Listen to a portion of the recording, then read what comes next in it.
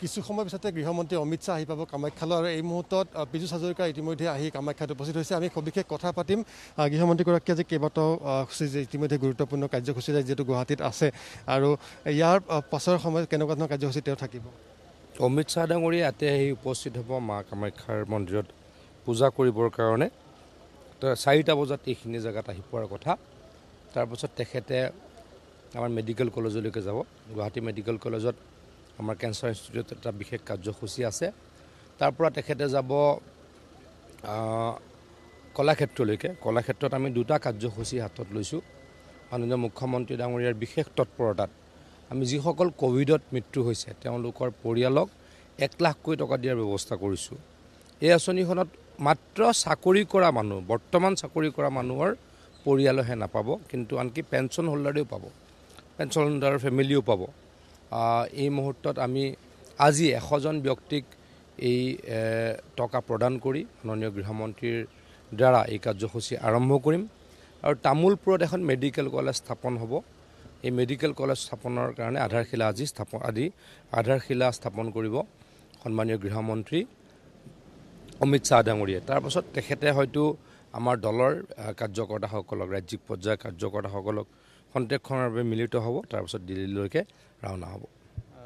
তাজত যিখন বৈঠক হ'ব সেইখন দলীয় তেনেকুৱা বৈঠক বুলি নহয়। তেখেতে হয়তো আমাৰ দলৰ সভাপতি আৰু যিসকল উপসভাপতি, সাধাৰণ সম্পাদক, তেখেতলোকক লগ পোৱাৰ কথা কনফাৰ্ম নহয়।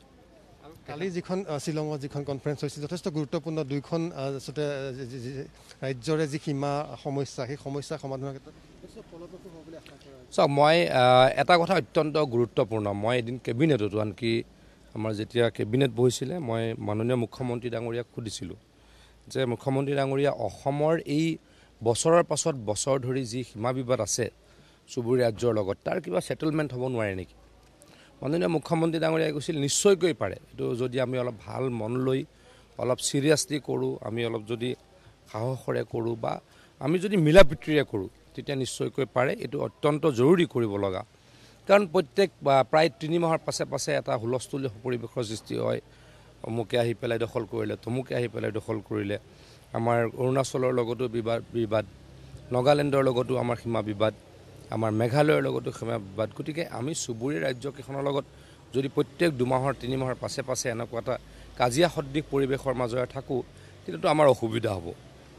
গতিকে আমি এই কথাটোত অত্যন্ত গুৰুত্ব দিছোঁ। মুখ্যমন্ত্ৰী ডাঙৰীয়াই অত্যন্ত গুৰুত্ব দিছে সীমা বিবাদৰ সমস্যাটো একেবাৰে স্থায়ীভাৱে সমাধান কৰিবলৈ। এইটো নাই, আগতেও হৈছে, প্ৰথম খোজটো নহয়, আগতেও হৈছে, গৃহমন্ত্ৰী পদক্ষেপত হৈছে। আৰু সকলোৱে জানে ইজৰোৰ এটা নৰ্থ ইষ্ট কেন্দ্ৰিক তেখেতলোকে এটা ব্যৱস্থাপনা ল'ব, যাতে ইয়াৰ ফলত প্ৰাকৃতিক দুৰ্যোগ হওক বা অন্য কথা বতৰাবিলাক আমি সমাধান কৰিব পাৰোঁ। তেনেকুৱা আলোচনা হৈছে, আগতে কেতিয়াও নাছিলে। মই গৃহমন্ত্ৰী ডাঙৰীয়াক ধন্যবাদ জ্ঞাপন কৰিছোঁ। ইতিমধ্যে পীযুষ হাজৰিকা তেওঁ ইতিমধ্যে সদৰি কৈছে যে গৃহমন্ত্ৰীগৰাকীৰ যি ধৰণে 2টাকৈ দিন ইতিমধ্যে মেঘালয় আৰু অসমত পাৰ কৰিলে, তাৰপাছত যথেষ্ট আচলতে গুৰুত্বপূৰ্ণ কেইবাটাও ইতিমধ্যে কাৰ্যসূচীত অংশগ্ৰহণ কৰিলে আৰু খন্তেক সময়ৰ পাছতে তেওঁ শক্তিপীঠ মা কামাখ্যাৰ আশীষ লৈ পুনৰ গুৱাহাটী চিকিৎসা মহাবিদ্যালয়ৰ লগতে কলাক্ষেত্ৰত 2টাকৈ গুৰুত্বপূৰ্ণ কাৰ্যসূচীত অংশগ্ৰহণ কৰি নিশা পুনৰ দিল্লীলৈ উৰা মাৰিব কেন্দ্ৰীয় গৃহমন্ত্ৰীগৰাকী।